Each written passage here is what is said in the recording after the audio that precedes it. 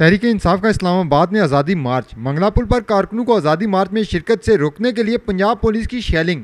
साबिक वफाकी वजीर फवाद चौधरी की क़यादत में मीरपुर आज़ाद कश्मीर से जाने वाली रैली मंगला पुल पर ट्रैफिक जाम होने के बायस फंस गई।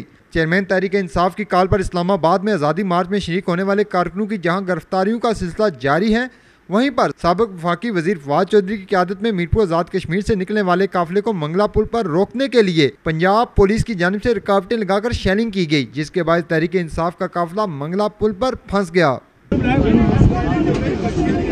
ये हम सारे इस वक्त ये दुनिया यहाँ पे खड़ी है और ये आगे सारे जो है ये यहाँ पे लगा दिए गए हैं शेल, ये कंटेनर लगा दिए गए हैं और उस साइड से आंसू गैस की शेलिंग हो रही है। ये आप देखिए आंसू गैस की शेलिंग हो रही है। ये देखिए मेरे पीछे आंसू गैस का शेल आया है, ये पानी है और इसके वक्त हम ये मुकाबला कर रहे हैं मंगला ब्रिज के ऊपर।